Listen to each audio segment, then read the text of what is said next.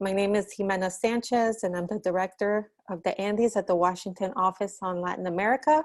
And we're very pleased to have with us here today an academic and an activist who will be presenting their latest report on basically living well under threat. Buenas tardes, soy Jimena Sánchez, la editora de los Andes de la Oficina en Washington sobre Asuntos Latinoamericanos. Estamos muy complacidos hoy de tener un activista y un académico que van a presentar su último informe, que es titulado Vivir Sabroso bajo amenaza. I will say a little bit about the two panelists and then I will give them the floor. Voy a decir un poquito sobre cada panelista y después vamos a abrir a la presentación. So our first panelist is going to be José Miguel Perea Garcés, who is an academic and an activist of the Afro-Colombian community. He's also a social communicator in rural development and territorial marketing, and he has a magister in rural development. Entonces, uno de los panelistas es José Miguel Perea Garcés. Él es académico y activista y un comunicador afro-colombiano sobre los temas de desarrollo rural y marketing territorial, y tiene un magíster en desarrollo rural. The other speaker is Danelli Estupiñán, who is a very prominent Afro-Colombian leader from the Palenque Congal in Buenaventura, who has for years advocated for the rights of victims, the rights of women, as well as been a very important force in the recent civic strike that took place in Buenaventura in 2017. La otra persona es una activista muy reconocida que se llama Danelli Estupiñán, del Palenque Congal en Buenaventura, que ha trabajado por años sobre los temas de víctimas y de derechos territoriales, y también ha jugado un papel muy importante en el último paro cívico que se dio en Buenaventura en el 2017. So with that, again, if you have questions, please do #WolaColombia. Otra vez, si tienen preguntas, por favor, las pueden poner en Twitter en #WolaColombia. And now we will get started with our presentation, and then we will have the opportunity for some commentary and discussion. Ahora nos vamos a empezar con las presentaciones y luego vamos a tener la oportunidad para escuchar un poco de comentarios y también tener una discusión. So with that, I would like to turn the floor to José Miguel. Con esto quisiera darle la palabra a José Miguel. Bueno, José Manuel Perea. Perdón. Bueno, primero que todo, muchas gracias. Yo, pues complacidísimo de estar aquí con la gente de Wola, con Danelli, que ha sido pues una compañera incansable en todo este proceso. Mejor dicho, yo creo que sin ella no hubiéramos podido hacer este proceso, pero sobre todo también ponderar la labor de los investigadores de base, los investigadores que estaban en el territorio y que finalmente garantizan que esta información haya llegado no solamente a nivel nacional, sino también a nivel internacional, como lo estamos presentando ahora. Estamos muy complacidos, la verdad. Yo creo que es una realidad que nuestro vivir sabroso, que es nuestro modelo de bienestar, se ve amenazado, pero para eso yo prefiero que Danelli sea quien introduzca y quien hable sobre estos temas, y posteriormente pues seguir hablando de la presentación como tal. Gracias, José. Muchas gracias a Jimena y a toda la comunidad internacional que en este momento se conecta con Buenaventura, con el Pacífico y la costa caribe colombiano y el pueblo negro de Colombia. Pues nosotros, como proceso de comunidades negras, decidimos avanzar en la realización de este primer informe. La idea de que pueda ser continuo, que la forma exacerbada en que la violencia está nuevamente tomando las vidas de las personas afrodescendientes, pero también el territorio como espacio de vida, nos obliga a hacer un ejercicio de documentación y que en esta documentación nosotros podamos transmitir, ¿cierto?, a la comunidad nacional e internacional lo que las personas y los territorios están padeciendo y están sufriendo en el marco, pues, de la estrategia de la violencia deteriorada, pero también esa violencia intensa y prolongada en la cual hemos estado sometidos las comunidades étnicas de Colombia. Este informe que hemos denominado el Estado de los Derechos Colectivos en las comunidades étnicas de Colombia, pues se centra básicamente en dos espacios territoriales, que es donde ha estado poblada originalmente por comunidades afrodescendientes, que son las dos costas de Colombia, tanto la costa pacífica como la costa caribe. En estos territorios no hemos logrado hacer un monitoreo, por decirlo así, total.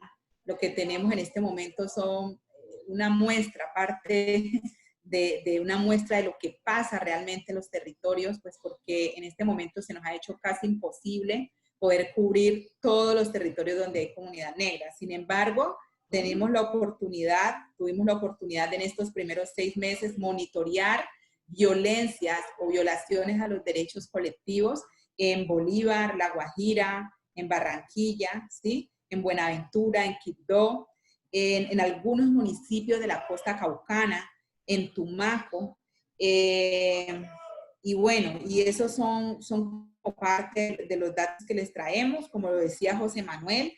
Este ejercicio lo hicimos basado en ese proceso de documentación, el cual los compañeros y compañeras articulados al equipo de derechos humanos del PCN en cada región, de manera minuciosa se tomaron la tarea de registrar lo que no pasan en noticias, lo que está ocurriendo en los territorios que está amenazando nuestro proyecto de vida individual y colectivo, pero que no es noticia pública. Y a partir de ahí, entonces, pues presentamos esta situación. Logramos en estos primeros 6 meses monitorear un registro, o tener un registro más bien, de 115 hechos violentos, con ocasión, pues, además de estos hechos violentos en el marco de la pandemia, ¿sí?, que todos saben que hemos vivido, y el proceso de confinamiento que se vivió.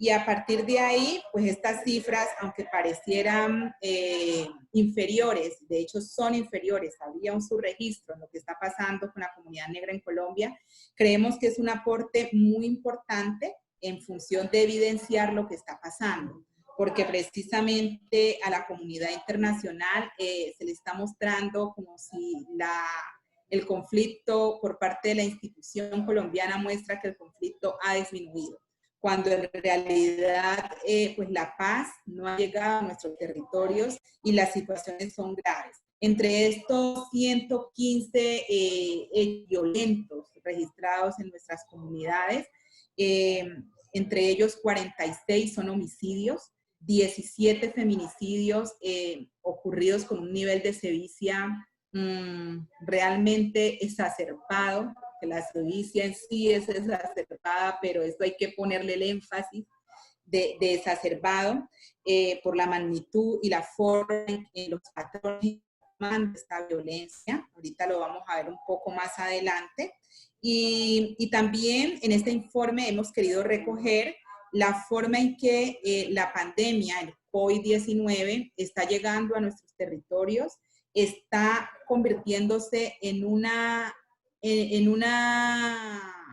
situación que está profundizando el deterioro de la calidad de vida de nuestra población, con la gravedad que no hay hasta el momento, ¿sí? No hay un consolidado general de las cifras que nos indiquen cómo ha sido en este momento impactada la comunidad afrocolombiana.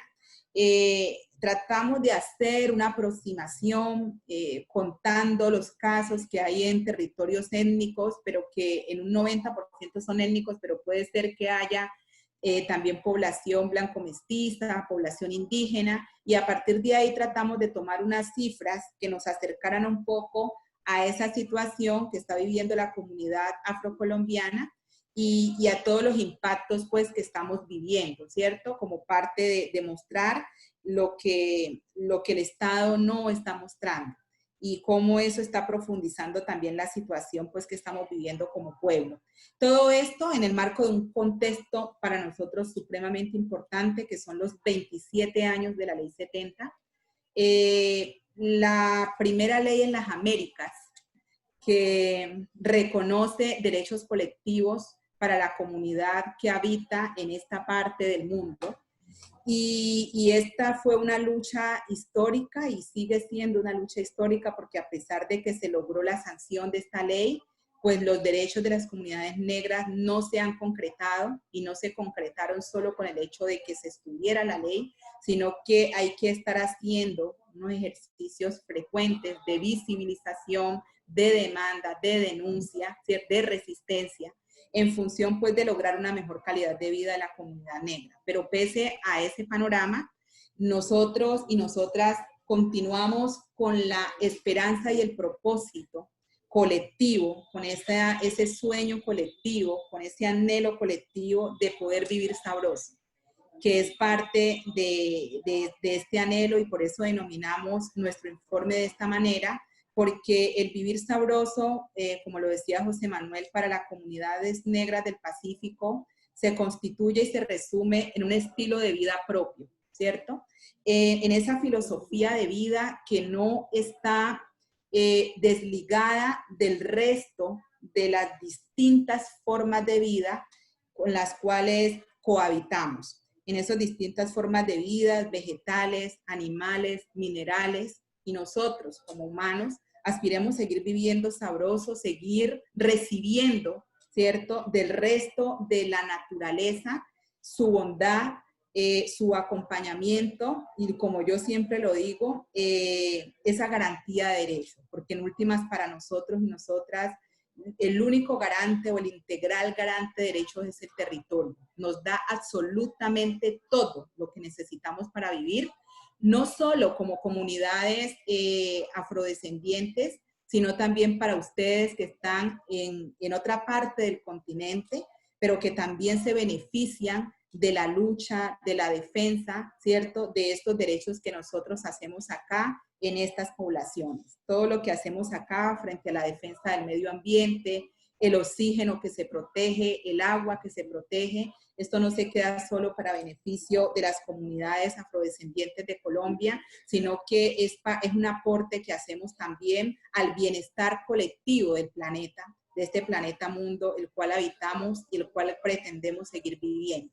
Entonces, en ese orden de ideas, ese anhelo, esa filosofía de vida, esa práctica de vida también, al mismo tiempo, de vivir sabroso, sigue siendo un propósito colectivo, sigue siendo parte de nuestro proyecto de vida colectivo, el cual queremos seguir gozando, queremos seguir teniendo la posibilidad de disfrutar el territorio que hemos conservado, no solo de defenderlo, ya no queremos solamente defender, queremos también pasar a ese segundo nivel del goce efectivo de los derechos, y es que más allá de la defensa podamos gozar efectivamente de ese territorio, podamos gozar de la vida que tenemos colectiva, ¿sí? Porque somos parte de este país y hemos aportado históricamente a la consolidación del mismo. Y eso es lo que nuestros viejos y viejas del Pacífico, o adultos o adultas del Pacífico, denominan vivir sabroso. Poder ver un atardecer,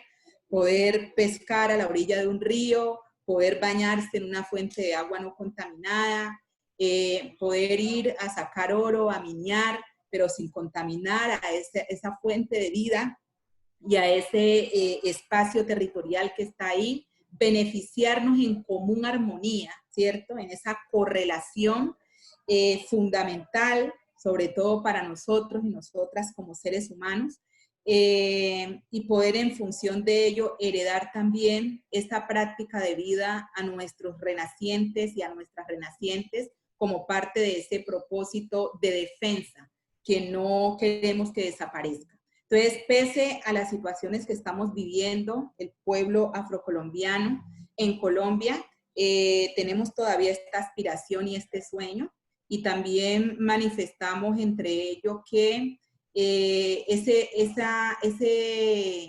anhelo de justicia es realmente superior a el miedo que se infunde tras la violencia histórica y tras la violencia prolongada a la cual hemos sido sometidas y sometidos en este pueblo, pero que también el anhelo de justicia nos lleva a generar acciones de resistencia y de reexistencia, de inventar nuestra propia vida, de no ser lo que otros han querido que seamos, sino de plantear nuestro propio camino, labrar nuestra propia vida a partir de nuestros propios sueños y aspiraciones, pero además también de los derechos de los cuales queremos gozar como todo ser humano que viva en este planeta y que se beneficie al mismo tiempo de este planeta. Con este informe queremos también no solo evidenciar lo que está pasando con nosotros como seres humanos del Pacífico colombiano, del Caribe colombiano,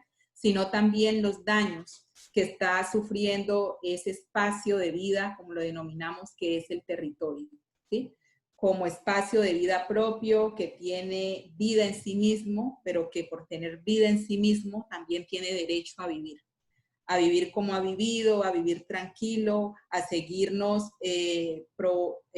siendo el proveedor de nuestras vidas, ¿cierto? Individuales y colectivas. Entonces, esta es como los propósitos que tenemos con este informe. Vamos a tener también la posibilidad de tener un segundo informe a final de año que dé cuenta pues de este anhelo, pero también cómo este anhelo en este momento se está viendo comprometido por estas dinámicas que están tejiendo las intensas violencias en los territorios de comunidades afrodescendientes en Colombia. Entonces, vamos entonces ya al desarrollo temático para comentarles en detalle qué logramos probar, constatar, porque realmente no es encontrar, porque para nosotros y nosotras que hacemos parte de estas comunidades, tenemos que sufrir día a día los episodios de violencia. Entonces, más bien, ¿qué les vamos a mostrar a ustedes de lo que estamos viviendo en esos territorios de manera concreta? José Manuel. Bueno, muchas gracias, Danelli, pues por esta información. Matthew, si quieres ya podemos presentarla. Podemos ya presentar el informe, la presentación del informe.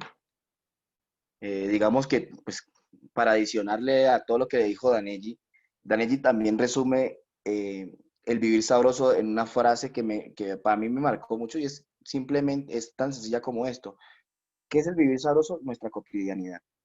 Y por eso nuestra cotidianidad se está viendo amenazada en este tipo de situaciones. Y por eso, digamos, hemos logrado este informe con mucho dolor, mucho amor, pero a la vez mucho dolor por cada acto y cada persona, porque para nosotros las personas no son solamente una cifra o un número, sino que esa persona tiene una familia detrás, tiene toda una lógica detrás, tiene un grupo que lo acompaña, un grupo social, que sufre cada vez que uno de los nuestros es exterminado a causa de una violencia que nosotros no comprendemos, que nosotros no tenemos injerencia, pero que sí nos afecta notablemente. Siguiente, Matthew, por favor.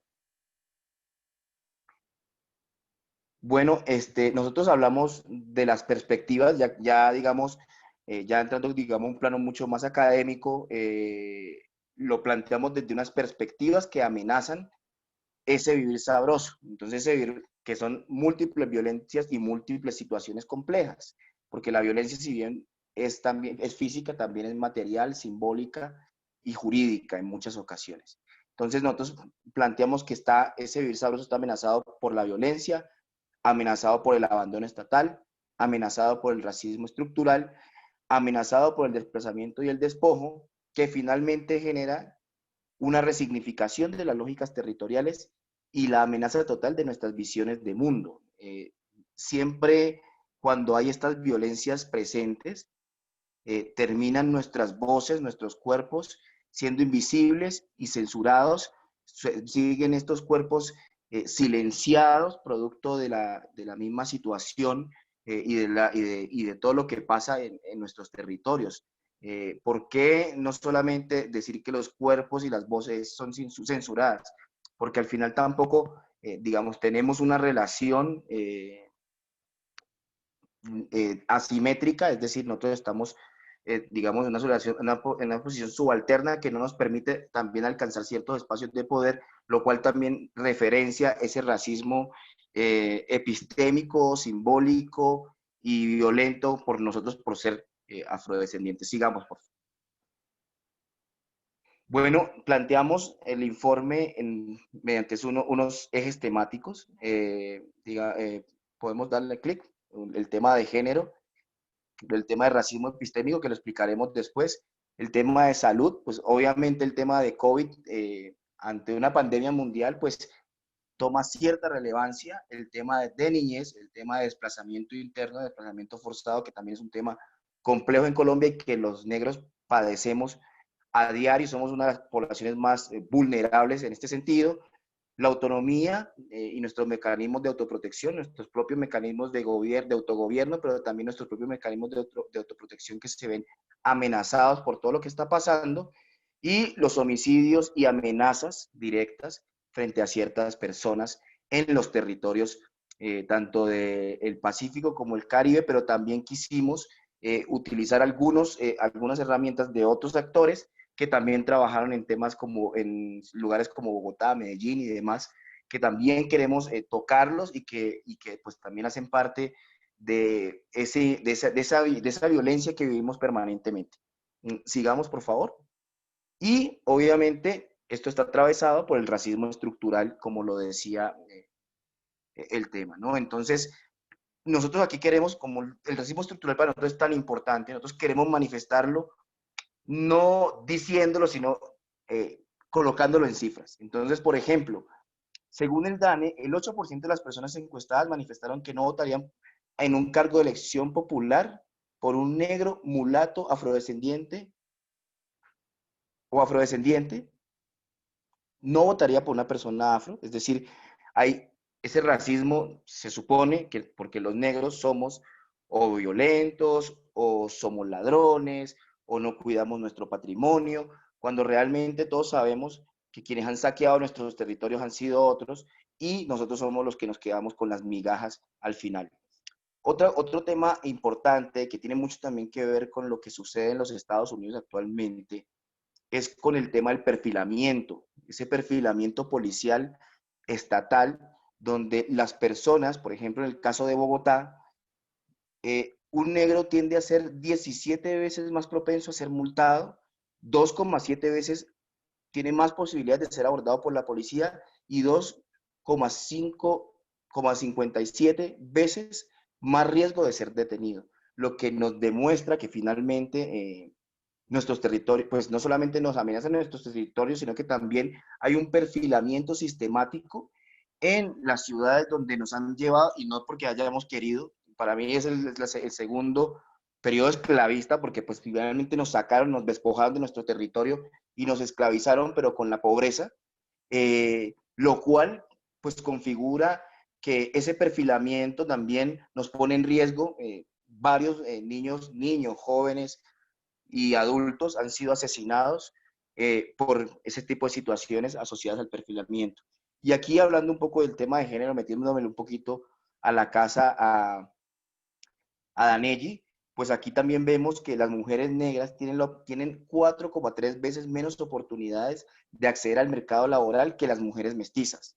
Lo que también nos dice que finalmente una mujer negra, aparte de que creo que con el siguiente, la siguiente arista conjuga de forma importante porque al final una de cada 3 mujeres vive con 100,000 pesos al mes, estaríamos hablando más o menos de unos $30 o por ejemplo $1 más o menos al día. Lo que también nos preocupa sobremanera, porque pues estas mujeres no tienen acceso a bienes y servicios, viven en condiciones precarias, en situaciones muy complejas, que al final terminan dejándonos en esa posición subalterna en todo momento. otra cosa que también nos parecía importante, por ejemplo, tocar en este tema de racismo, de estos datos sobre el racismo estructural, de cómo la base de la sociedad y cómo la estructura opera para tener al negro subalternizado, empobrecido y en condiciones infrahumanas. Por ejemplo, según el colectivo artístico NIEM, la población negra es 3 veces más pobre y analfabeta que el resto del país. El 76% de la comunidad vive en pobreza extrema y solo 2 de cada 10 personas, de cada 100 miembros de nuestra comunidad tienen acceso a la universidad. Lo que también nos dice es que finalmente no somos muchos los que tenemos el privilegio dentro de nuestra comunidad de acceder a la educación superior, y los que lo tienen en muchas ocasiones también no es la mejor educación. Teniendo en cuenta que hay unas limitantes en los territorios para acceder, y cuando están las universidades también el nivel a veces, en muchas ocasiones, no es el mejor, lo que limita mucho más el hacer de nosotros como población negra. Sigamos, por favor. Bueno, aquí pasamos, nosotros pensamos y consideramos que esto estructural se convierte en estructurante al momento de que se crean unas narrativas y un racismo que es cotidiano. Esa gran base por la que opera ese racismo estructural se convierte en cotidiano y genera todas unas narrativas al interior de la sociedad colombiana que vulneran permanentemente los derechos de nuestras comunidades. Por ejemplo, el caso de racismo ambiental al norte del Cauca, donde una zona que es un territorio de población afro, lo convirtieron en un basurero, traían varios escombros del departamento cercano, que era el departamento del Valle y de otras zonas, y los arrojaban en un lugar a sabiendas que vivían personas y intimidaron pues a quienes reclamaron por esto. En el caso de Popayán que también pues es pacífico andino, hubo un caso muy especial de racismo producto de una situación que se presentó en la Universidad del Cauca, que es la universidad pública de ese lugar, del departamento del Cauca, y con presencia en Popayán, donde empezaron a marcar con grafitis, con frases como no more niggas u otro tipo de frases en inglés, hablando mal de los negros, presentándose pues obviamente un encontrón entre las comunidades, y pues que finalmente termina la comunidad siendo, la comunidad estudiantil afro sigue siendo pues vulnerada, inclusive en una universidad pública donde pensamos que lo que más nos llama la atención es el hecho de que también esa universidad sea una de las universidades que más le ha apostado al tema étnico en nuestro país, que causa mucha curiosidad ese contraste, pero que a la final, por ser una ciudad aparentemente blanca, mestiza, ocurren este tipo de casos donde quieren expulsar a los estudiantes negros. Y hay digamos, un tema de racismo en un entorno laboral, en el río Hacha, La Guajira, al norte de Colombia, en el Caribe colombiano, donde una niña pues fue acusada, vulnerada por su estética, porque tenía un afro, y entonces su jefe irrespetuosamente le dijo que ese afro era como para ir a unos carnavales o para ir a otro tipo de eventos, pero no para estar en un hotel, haciendo pues un cuestionamiento a las estéticas de los hombres y las mujeres negras, que siempre que es constante y que al final termina, como les digo, dejando en una posición desventajosa. Sigamos, por favor. Bueno, como primer tema, pues entendiendo todo lo que estaba pasando respecto al tema del COVID-19, el primer semestre debemos de decir que habían grandes problemas a nivel de salud en los departamentos del Pacífico, específicamente Chocó, Nariño, Cauca y el Valle del Cauca, donde desafortunadamente parecería que también hay dos regiones, ¿no? Hay una región, el Pacífico andino y el litoral del Pacífico, donde los andinos viven mucho mejor, tienen acceso a diferentes bienes y servicios, entre esos una mejor calidad de acceso a la salud. En estos territorios no se encontraba, no había mucha información respecto a cómo estaba operando el tema del COVID y más por grupos étnicos, aunque se sobreentiende que estos territorios, los que mencionamos aquí, que son 4 territorios, Quibdó, Buenaventura, Tumaco y Timbiquí, tienen unas particularidades porque son territorios netamente afrodescendientes, o en su mayoría hay afrodescendientes, pero que al final no se puede ver, por ejemplo, en el caso de Buenaventura, no hay muchos datos que nos puedan decir de a qué etnia pertenecían estas personas. Lo que sí está claro es que en esas zonas los hospitales estaban de forma precaria sus instalaciones y pues obviamente eso lleva a que haya un confinamiento, a que haya más problemas dentro de los mismos hospitales. Se hicieron algunas remodelaciones, algunos cambios, pero obviamente quedaron como siempre en deuda con el Pacífico. Seguimos, por favor, lo que sigue exactamente. Lo que les decía, perdón, volvamos eso, aquí, ahí, como les decía, no, a la anterior, por favor, para que Daneji para que le demos, vamos dándole también paso a Daneji, que ella es la que va a hacer el tema de género. Entonces, como les decía, pues la pandemia ha venido desnudando las limitaciones del acceso y el atraso en los territorios negros y la precariedad de la red hospitalaria en ciudades como Quibdó, Tumaco y Buenaventura, principales centros poblados del litoral del Pacífico, las cuales no cuentan con hospitales de tercer nivel, que son aptos para entender los casos de COVID, ni dotación hospitalaria para las unidades de cuidados intensivos, respiradores, camas aptas para la atención de los pacientes con COVID-19. ¿Qué nos dice esto? Que finalmente no tenemos una red hospitalaria que pueda garantizar que lo que estamos haciendo o que lo que estamos haciendo en materia de salud pueda responder a las necesidades de las comunidades. Hubo en muchos lugares, por ejemplo, el caso de Buenaventura, el caso de Buenaventura, los llevaban hacia Cali porque ya no daban abasto sus unidades de cuidados intensivos. Lo mismo pasaba en Quibdó, que iban hacia Medellín, otro territorio. Y en el caso, por ejemplo, de Tumaco, que también tenían que ir hasta Pasto, lo cual también generó grandes problemas, pues porque económicamente sacar a una persona en una avioneta aérea o por una ambulancia, pues tiene unos costos bastante elevados. Entonces, sigamos, por favor. Daneji, te cedo la palabra para esta parte. Sí, gracias. Bueno, frente a la situación que vivimos las mujeres afrodescendientes en nuestros territorios, la situación es igual de compleja. En realidad son diversas violencias, podemos decir, a las que estamos sometidas en este contexto. Estas vidas, nuestras vidas, están siendo despojadas tanto física como simbólicamente, hablando desde lo cultural. Puede ser que algunos episodios, algunas situaciones en las cuales nos veamos sometidas, muchas mujeres no perdamos nuestra vida física, pero sí estamos perdiendo, ¿cierto? Esa vida cultural, ese acumulado cultural, que es lo que nos permite ser diferentes en el marco de un derecho, ¿cierto? De ese derecho propio que tenemos también como parte de este pueblo.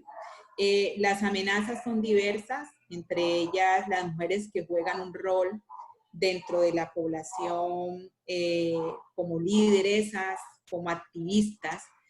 Las amenazas son frecuentes, también los silenciamientos, la subalternización de las mujeres en el marco de las dinámicas patriarcales, los feminicidios también como crímenes que nosotros podemos denominar crímenes de odio.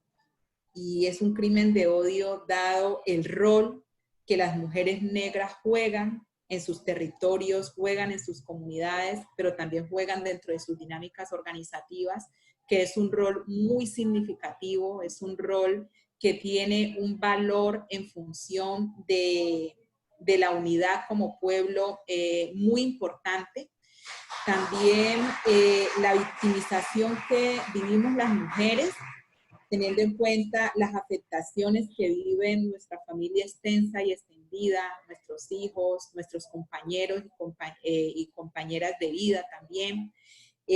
la situación de desplazamiento forzado de nuestros territorios, en su gran mayoría cuando se ejercen las masacres o los homicidios ejemplarizantes. Luego se presentan los desplazamientos forzados y somos las mujeres a quien nos toca salir, ¿cierto?, de esos territorios, dejarlos, pero tratar de tejer un nuevo nido, un nuevo territorio en espacios urbanos totalmente desconocidos o ajenos para nosotras.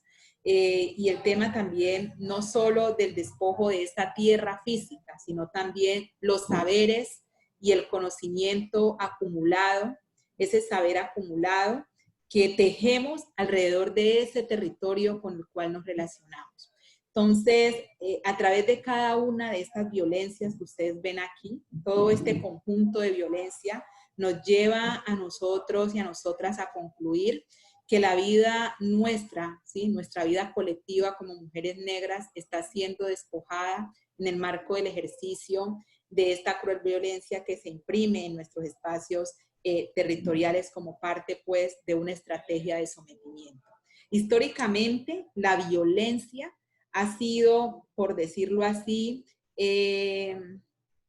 la mayor estrategia para que se logre someter a un pueblo que está en resistencia, ¿sí? Y esa violencia se exacerba, esa violencia se intensifica, ¿cierto?, cada vez que el interés sobre esos espacios territoriales es mayor. O sea, que cuando el interés en esos espacios territoriales es mayor, la vida nuestra se subalterniza todavía más. O sea, pierde todo valor y se constituye simplemente en una estrategia en función de imprimir el dolor, ¿cierto? Imprimir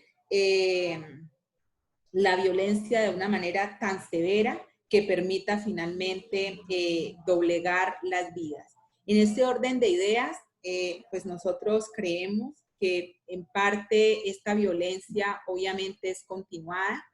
En la época de la colonización, pues teníamos a un amo que era el esclavista, y hoy desafortunadamente las mujeres negras en Colombia no nos enfrentamos solo a un amo, sino que tenemos diversos amos que mudaron de toda esa práctica de esclavización. Entonces hoy tenemos a los empresarios, hoy tenemos al Estado, hoy tenemos a los grupos paramilitares, a los grupos armados legales, ¿cierto?, como parte de esos diversos amos que pretenden controlar nuestras vidas y pretenden tener el control señorial de las vidas de las mujeres negras en sus comunidades.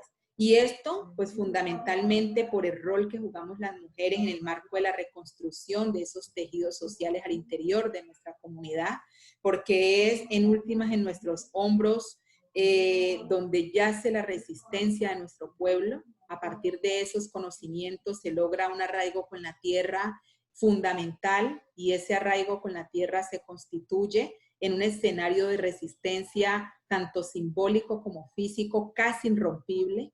Por lo tanto, el que nosotras hoy seamos vistas, ¿cierto?, como sujetas bélicas, porque es así como nos ven y es así como nos combaten los distintos amos, entre comillas, que han surgido en todos estos procesos de intensa violencia, pues tiene un propósito, y ese propósito finalmente es poder doblegar a este ser, ¿cierto?, a nosotras como mujeres que tomamos parte de la tarea de reconstrucción de ese tejido social y cultural que se ve roto por la impresión de la violencia.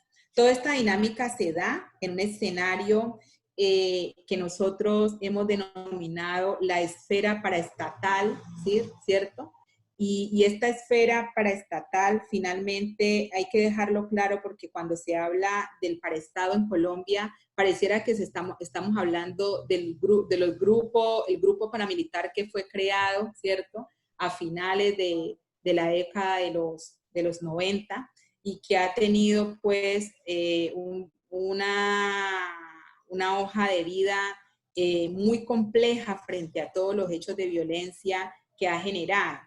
y no es solo esa relación paraestatal, no solo está en la vinculación que ha tenido esta dinámica de grupo armado ilegal, ¿cierto? Sino también el mismo papel y el mismo rol que juega el Estado como garante de derechos. Si es el Estado el garante de derechos, pero que en el caso nuestro es el mismo Estado quien connive la violencia, quien la provoca, quien la agencia, quien hace tratados económicos legales, que igual que los ilegales, al igual que la COCA, los tratados internacionales de comercio que se tienen, ponen en riesgo la vida de las comunidades negras, ponen en riesgo la vida de las mujeres negras, de los niños y las niñas negras en Colombia, pues estamos hablando de un paraestado, porque finalmente ese Estado no está cumpliendo el rol, ¿cierto?, constitucional que debería cumplir de garante de derechos. Al contrario, se está convirtiendo en un facilitador de la violencia e institucionaliza la violencia como parte de su accionar.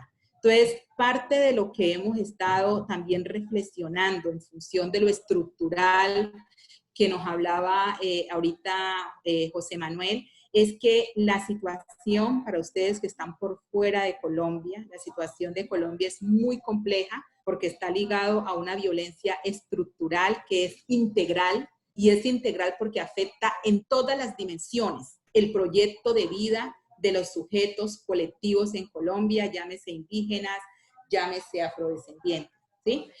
Los afecta de manera estructural y en función de ello, ¿cierto? Nosotros solo podríamos parar o frenar estas olas de violencia en función de que este paraestado sea desmontado. Pero ese paraestado en Colombia no se desmontará tan fácilmente porque precisamente es parte de la estrategia de sometimiento.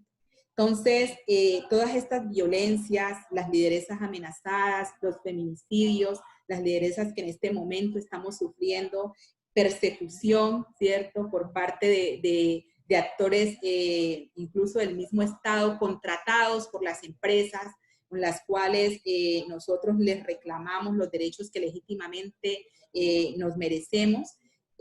Todo esto se profundiza y no va a desaparecer tan rápido, porque es parte de esa estrategia de dominación, y aunque no se ha logrado la hegemonía, porque no hay un control, y hay que decirlo, en Colombia, pese a la intensa violencia, a la intensa guerra, a que ya van más de casi 50 años de guerra, no se ha logrado, ¿cierto?, que esta idea sea hegemónica.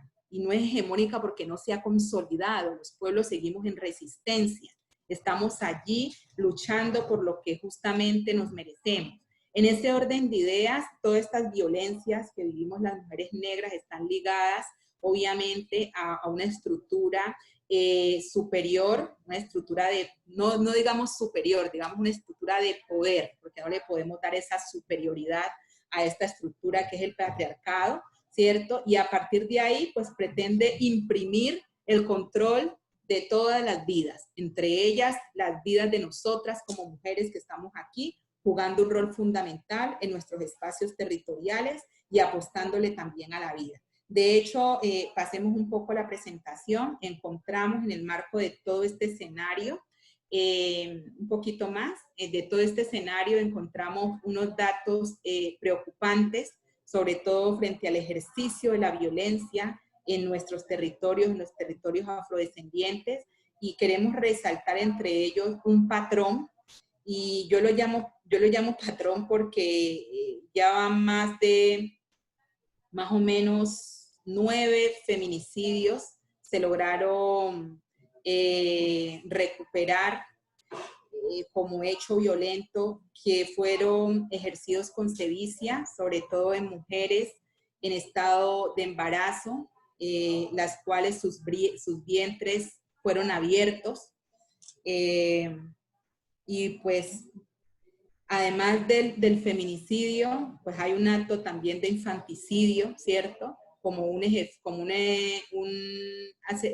feminicidio ejemplarizante que manda un mensaje que quiere perpetuar también el miedo en las comunidades, la intimidación en las comunidades, y lo hace usando como instrumento el cuerpo de la mujer, que en su territorio y en su espacio de vida representa la resistencia, por el rol que han jugado y que hemos jugado las mujeres, ¿cierto? Uno podría decir que en todo la violencia que se ha imprimido en Colombia, si nosotros hablamos cuantitativamente, el número de hombres asesinados puede ser superior al número de mujeres, ¿cierto? Pero la forma, el método, el modus operandi en el cual hemos sido violentadas las mujeres, tiene una diferencia en la impresión de esa misma violencia, ¿cierto? Que tiene una diferencia sustancial frente a cómo se imprime con los hombres. En las mujeres, la sevicia, ¿cierto? Y la violencia sexual es una de estas formas que se usan y se mantienen, y nosotras creemos que esto está ligado íntimamente a lo que representan y representamos las mujeres en los espacios territoriales, en las dinámicas organizativas, en la vida cotidiana familiar, ¿cierto? Y en la manutención también de este país pluriétnico y cultural a través del conocimiento y el saber de las prácticas y valores que recrean nuestra cultura como pueblo. Entonces, esa impresión diferencial de la violencia, pero también deteriorada, está en el marco de ese rol que jugamos las mujeres definitivamente, y está también en el marco de esta estructura de poder patriarcal que pretende controlar nuestras vidas individuales y colectivas. Aquí, listo, ya voy redondeando. Les dejamos estos datos. Yo estoy convencida que mientras iba hablando ustedes estaban leyendo. Les quería presentar, era un poco más frente al análisis que hemos encontrado. Y entonces, José, te invito para que contemos esta última parte ya de los temas de los hechos violentos puntuales, porque ya en breve vamos a recibir las preguntas. Perfecto, Daneji, muchas gracias. Bueno, el tema del desplazamiento siempre ha sido un tema complejo para el Pacífico, para nuestros territorios. Nosotros hasta 1997 no sabíamos que era un desplazamiento. De pronto se presentaba uno que otro, pero no había esa relación directa después de que aparece esa disputa entre paramilitarismo y paramilitarismo y guerrillas.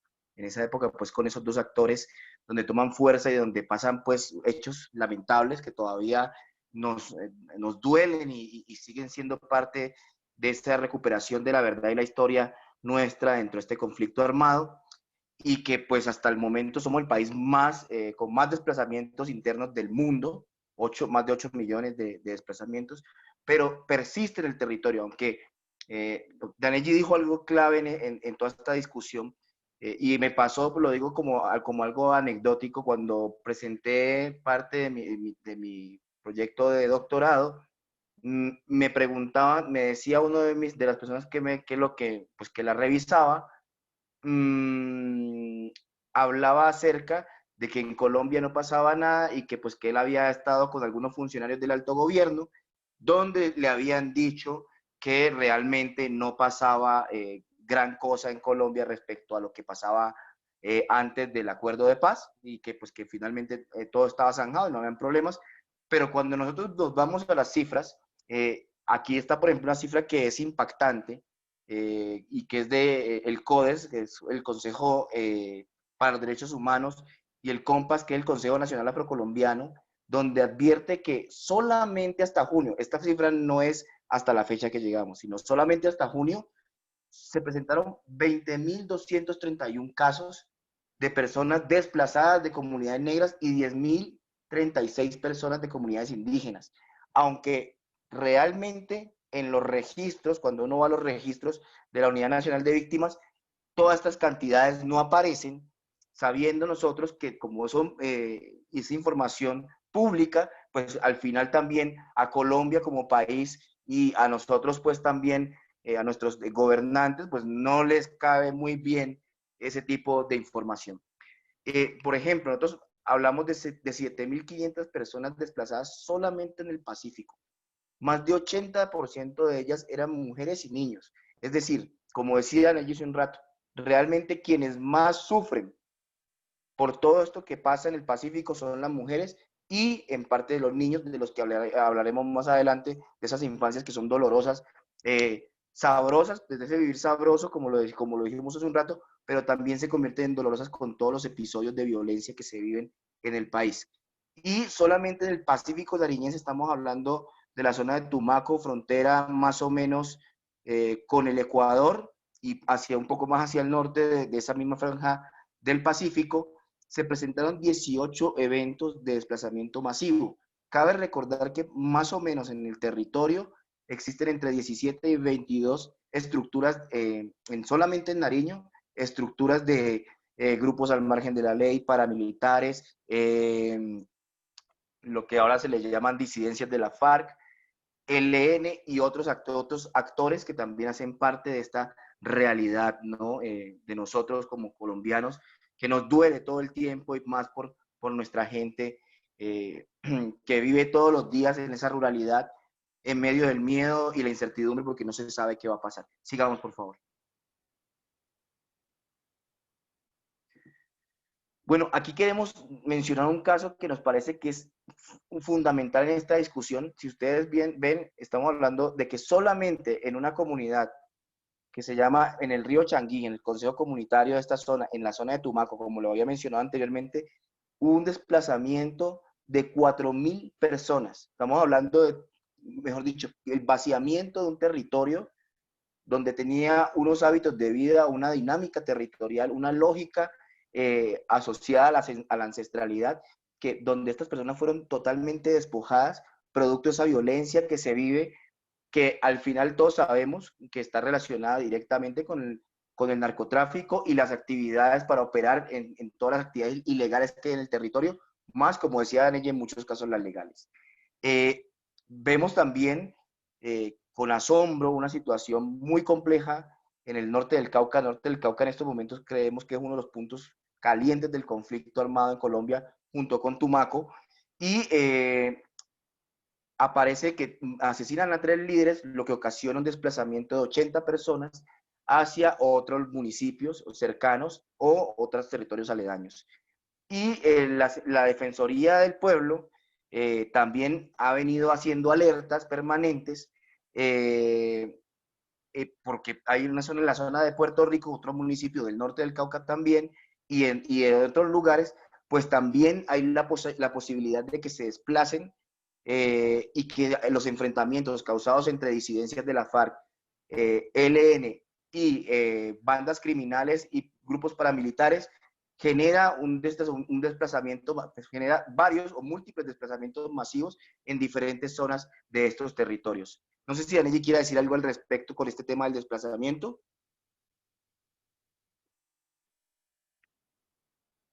Bueno, seguimos entonces.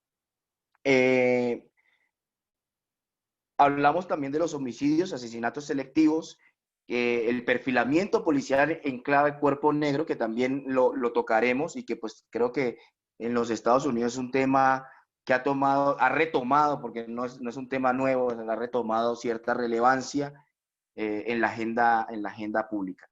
Y hay una particularidad, ustedes si ven, estábamos en medio de una pandemia, confinados en la época donde realmente hubo mayor, digamos, concentración de personas en sus lugares o en sus casas, pues porque teníamos las medidas más estrictas de confinamiento.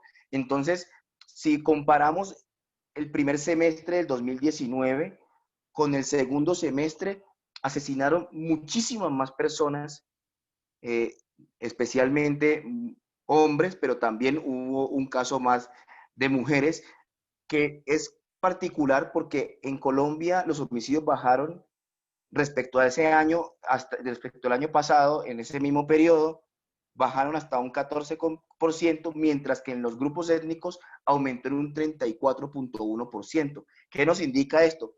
que la presión sobre los actores ejercieron la presión sobre nuestros cuerpos, sobre nuestras vidas, sobre nuestras comunidades. Y esto se ve reflejado no solamente, digamos, desde que haya o no haya confinamiento o haya que se tomen medidas, sino que al final estamos en medio de una situación que no es nuestra guerra y que se libra en los territorios nuestros, que nos termina asesinando muy por encima de otros grupos étnicos y ante una disminución sustancial de la violencia en el país. Sigamos, por favor.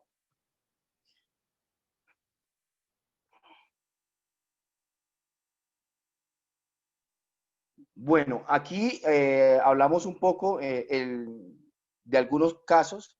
Los líderes sociales y las lideresas sociales han sido, digamos, el botín de guerra para muchos grupos al margen de la ley, que nos parece a nosotros doloroso porque al final eh, ellos son quienes dinamizan los procesos territoriales, pero a la vez sabemos que parte de la estrategia que se planteó en esta nueva ola de violencia, en esta nueva época de violencia en Colombia, lo que plantea es que ante la comunidad internacional matar a un líder no suena tan fuerte como hacer una masacre.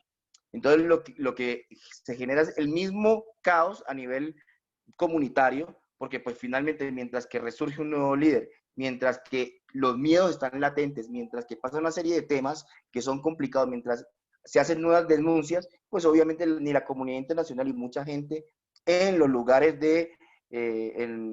digamos, los que hacen presencia en Bogotá y demás, no se dan cuenta que esto sucede. Entonces, por ejemplo, vemos el caso del señor Otilio, quien fue asesinado en una comunidad conocida, en el Consejo Comunitario de Astillero. Vemos, por ejemplo, lo que pasó en febrero con Orlando Castillo, quien ha sido quien ha dinamizado una zona que Tanegi tendrá más información que la de los territorios ganados al mar y la zona, digamos, una zona muy, muy compleja de Buenaventura, producto de el proceso o el proyecto de ampliación del puerto de Buenaventura, por un lado, y donde se dirimen diferentes conflictos entre grupos armados, que también es una complejidad, y que este hombre ha venido dinamizando esto, pero pues ese día, ese 23 de febrero, fue víctima de un atentado. Se presentan otro tipo de actividades y otro tipo de situaciones que yo creo que Danelli como lideresa, yo pienso que debería de hablar un poco más del tema de los líderes en su momento, cuando ya vamos terminando, y que también quede como para las preguntas esa situación que pasa con los líderes sociales y lideresas sociales, quienes vienen siendo amenazados, asesinados y vulnerados en todo momento. Pues Danelli puede dar cuenta de eso como lideresa social, y creería que podría hablar mucho mejor de ese tema. Pero bueno, también seguimos con dos lugares que nos tienen muy preocupados respecto a las lógicas territoriales que se han venido dando y que se han venido cooptando por los grupos al margen de la ley y otro tipo de estructuras delincuenciales, que es el caso de Quibdó del departamento del Chocó, el Chocó como tal, el departamento como tal, pero también Bolívar y Cartagena, que ha sido siempre un lugar aparentemente tranquilo, pero que hay unas situaciones complejas en temas de violencia, en temas de homicidios. Aumentaron los homicidios en el caso del Chocó, aumentaron los homicidios en el caso de Bolívar, y la gente todo el tiempo está siendo criminalizada. Hay muchos problemas, hay serios problemas con el tema. Por ejemplo, aquí una lideresa del Chocó nos dice que se viven dos pandemias, la del COVID y la de los jóvenes asesinándose, producto de luchas y disputas territoriales a nivel urbano y rural, para manejar temas ilegales como el microtráfico, tráfico de armas, entre otro tipo de situaciones que complejizan aún más la situación de Quibdó en este caso y el Chocó como estábamos hablando. Sigamos, por favor. Bueno, el departamento de Bolívar, como les decía, también es un departamento donde hay muchos problemas, pero donde aparte de eso hay un fortalecimiento de unas estructuras delincuenciales que trabajan aparentemente con la misma fuerza pública, y es lo que nosotros acá le llamamos, hacen una especie de limpieza social, que es asesinar selectivamente a jóvenes que para ellos son descarriados o hacen o cometen actos violentos, y que los asesinan para que estos, para también darle un escarmiento a los demás, tal como lo decía, un proceso también no solamente de intimidación, sino otro tipo. Sigamos, por favor. Bueno, aquí, como les decía, vamos a un tema, criminalización del sujeto negro, del perfilamiento y la discriminación al asesinato por ser negro. Este tema para nosotros es sumamente importante porque, pues, digamos que en este momento estamos compartiendo esta situación con nuestros compañeros de los Estados Unidos y con otros territorios como Brasil, porque pues Brasil también sucede mucho, aunque el 52% de las personas son negras, pues viven esta situación, y en el caso de nosotros que somos 13-14%, vivimos permanentemente esta criminalización, este perfilamiento, como lo mencionaba al principio, donde, por ejemplo, el chico acá que mostramos en pantalla, Anderson Arboleda, fue asesinado por la policía al supuestamente violar la cuarentena estricta que tenía en ese momento el país. Recibió tres golpes con el bolillo que tienen los policías, y eso le ocasionó la muerte. Pero eso pasa todo el tiempo, en todo momento. Durante este segundo semestre también han pasado muchos temas, pero en el primero todos los días es una cuestión cotidiana para nosotros, que nos paren en la calle, que crean que somos peligrosos, que somos sospechosos, que siempre estamos cuando estamos en algunas zonas, o dicen que hacemos parte de alguna estructura, o dicen que vamos a robar en algunos barrios. Entonces siempre está y esta situación compleja, pero que no solamente pasa con el tema del perfilamiento desde las estructuras, o mejor dicho, de la estructura estatal, sino que también ese paraestado, como decía Daniel hace un rato, se convierte en otro tipo de cuerpos para poder asesinar y perfilar a nuestra población, donde nosotros como negros lo vivimos todo el tiempo. O sea, nosotros, por ejemplo, en mi caso, varias ocasiones me han parado en la calle como hombre negro porque me ven en ciertos sectores, y lo vivimos sin importar de qué condición social sean, de qué estrato sean, de qué lugar provengan, qué títulos académicos tengan, qué proceso tengan, absolutamente nada de esto interesa. Siempre un negro es visto, es sospechosamente sospechoso. Y eso es lo que sucede siempre con nosotros en este tipo de circunstancias. Sigamos, por favor. Bueno, aquí queríamos solamente, bueno, el tema de la masacre es un tema complejo, sumamente complejo para nosotros, pero digamos que en el segundo semestre, a diferencia de otros semestres, no hubo tantos asesinatos colectivos, de estas masacres, que uno podría indicar que, si bien todas las vidas importan, pues sí hubo digamos una disminución ostensible con respecto a los años siguientes, pero en el segundo semestre, que pues será para el próximo informe, sí aumentaron exponencialmente esta situación. Se presentaron dos casos graves, uno en Buenos Aires, que ya lo habíamos mencionado, donde mataron a unos líderes, y otro en Tumaco, donde 4 personas naturales de Tumaco y una ecuatoriana también fue asesinada en extrañas circunstancias. Lo que nos sigue preocupando y lo que viene ha sido mucho más complejo que en tiempos anteriores. Sigamos, por favor. Bueno, estos son panfletos que las organizaciones delincuenciales que operan en nuestros territorios han enviado a las comunidades.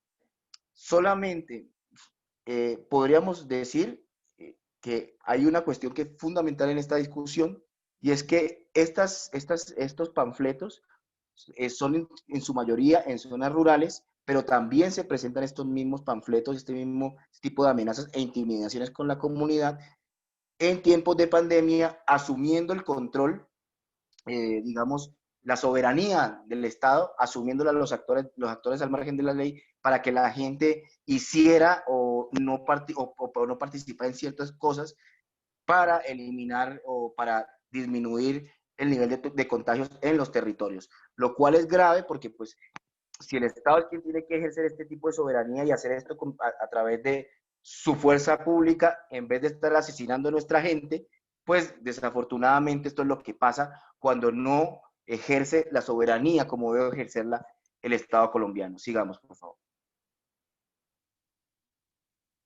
Bueno, nosotros tenemos nuestros propios mecanismos digamos, de autoprotección, como es el caso de la Guardia Cimarrona, y ha habido una especie de violación permanente de nuestra Guardia Cimarrona. Han asesinado, han hostigado, han hecho varias permanentemente problemas con nuestra Guardia Indígena, perdón, con nuestra Guardia Cimarrona, que también se alía con la indígena para trabajar colectivamente y que tiene ciertas situaciones complejas dentro de los territorios que día a día son, digamos, vulnerados por los actores armados del conflicto, que por tener un arma creen que tienen más poder que los demás y que finalmente termina deslegitimando nuestras instituciones, tanto de autoprotección como nuestras instituciones locales y organizativas que existen en el territorio, porque tengamos en cuenta que los territorios de comunidades negras son territorios colectivos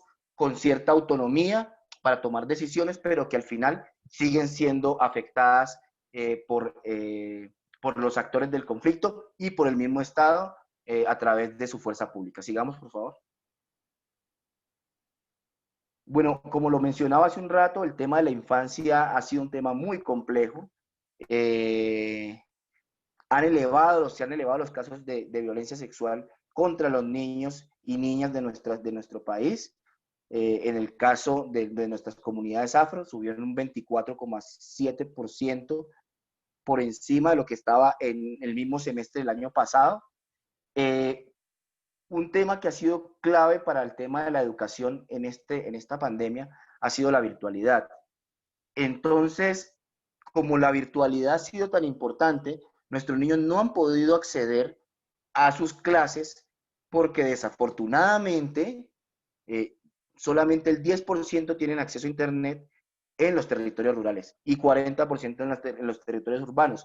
Que nosotros podríamos decir, esta es la cifra nacional, pero podríamos decir que en nuestros territorios podría ser hasta el 2 y 3%, porque hay zonas donde no hay acceso a Internet y no hay forma de que los niños puedan recibir sus clases o tener un entorno favorable. Adicional a eso, que tampoco muchos de ellos cuentan con un computador o cuentan con una tablet o lo que sea para poder hacer sus actividades diarias. Y en lo que respecta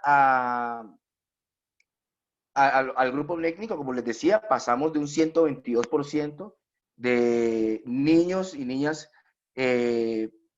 asesinadas con respecto a la situación que sucede en nuestros territorios. Sigamos, por favor. Bueno, aquí queremos hablar sobre el tema epistémico, ¿no? Cómo nuestras epistemias, cómo nuestra forma de ver la vida y nuestros científicos inclusive son cuestionados permanentemente, a lo que le colocamos que tenemos un tapabocas permanente para silenciar nuestro pensamiento.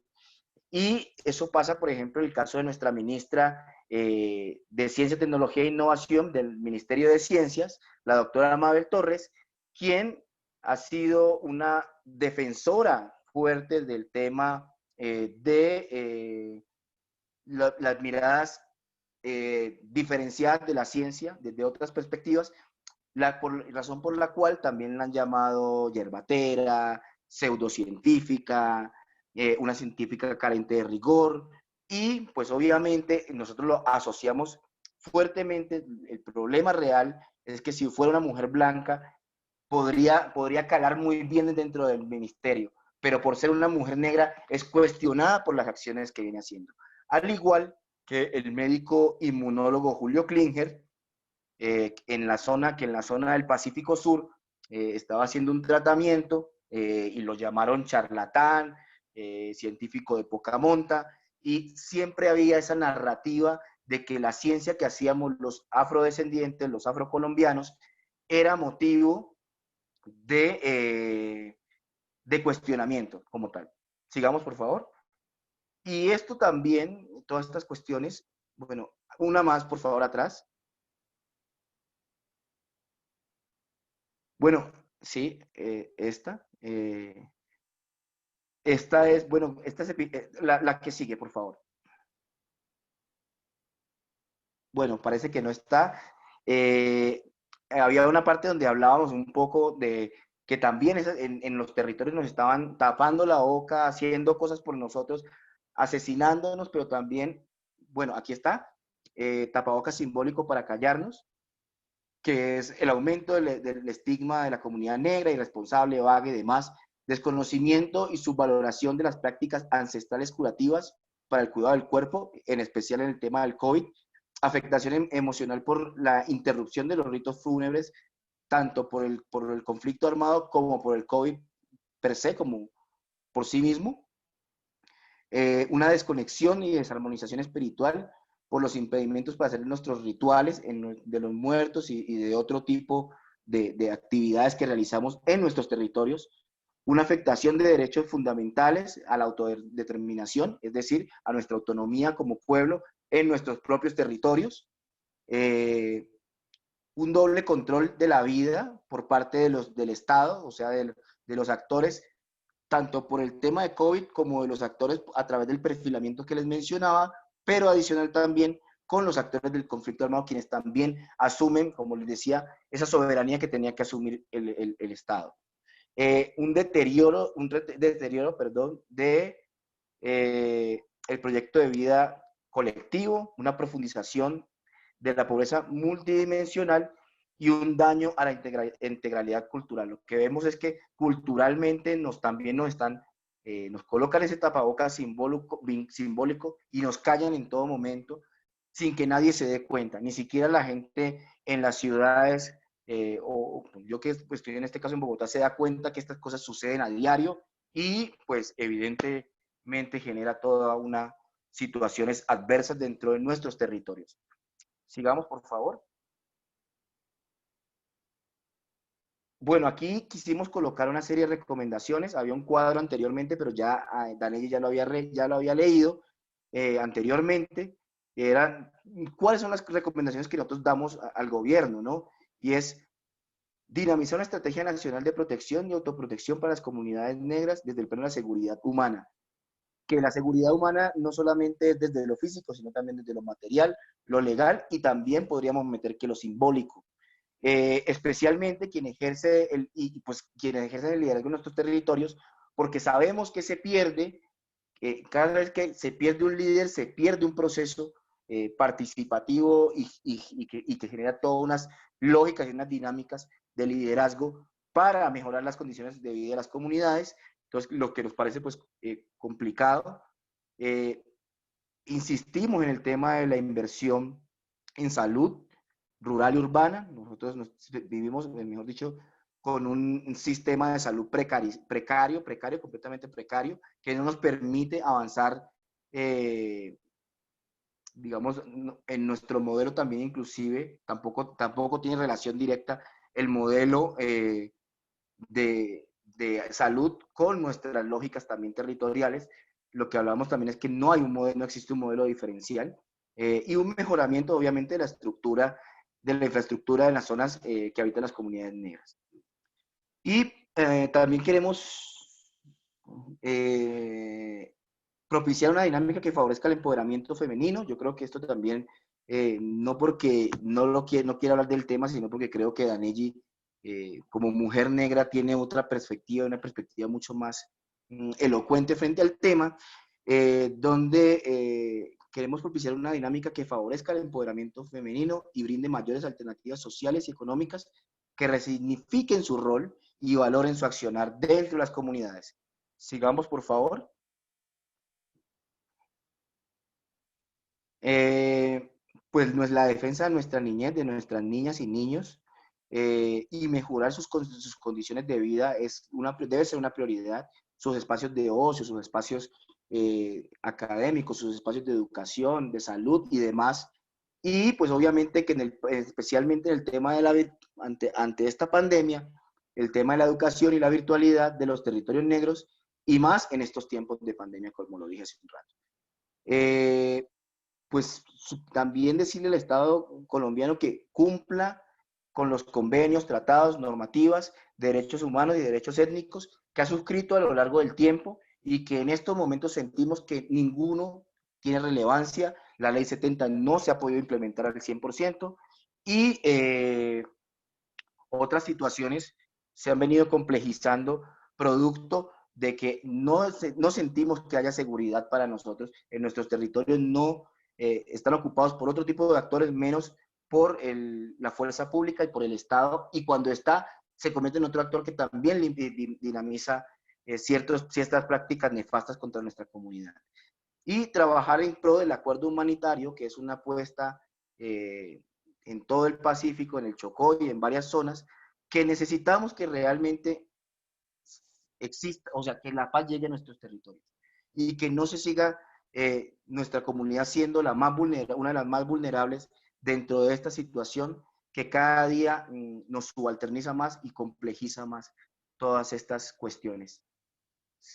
Sigamos, por favor.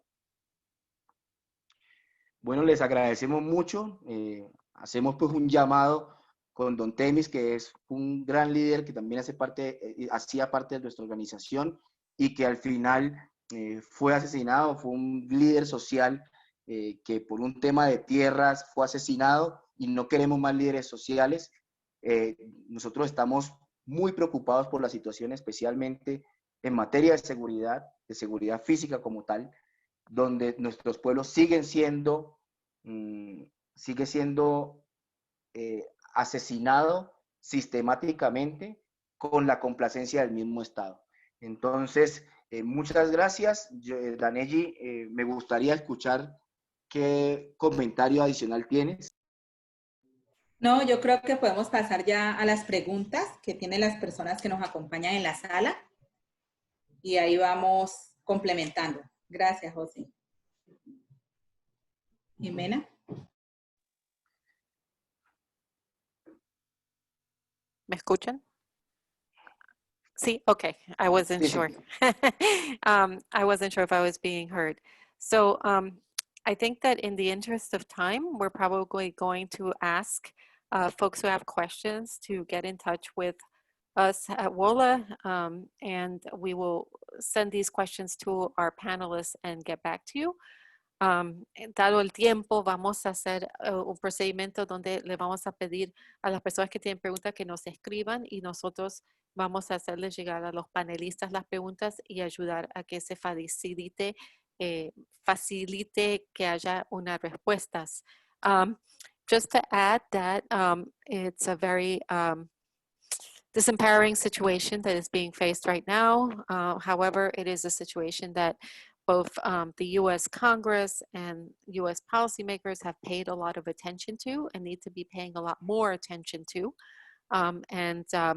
We will be continuing to work on these issues and trying to figure out ways to better the situation.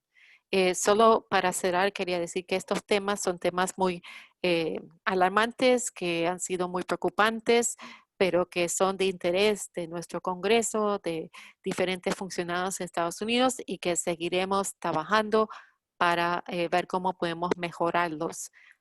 With that, I just want to thank both of our panelists and thank all of you and all of you who stayed more time as well.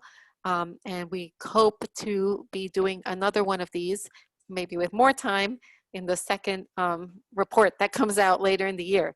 Entonces quiero agradecer a los panelistas, quiero agradecer a todas las personas que se participaron y los que se quedaron más de tiempo, y ya veo que vamos a estar haciendo uno de estos, tal vez con más tiempo, del segundo informe que va a salir a fin de este año. Entonces, muchas gracias. Thank you very much.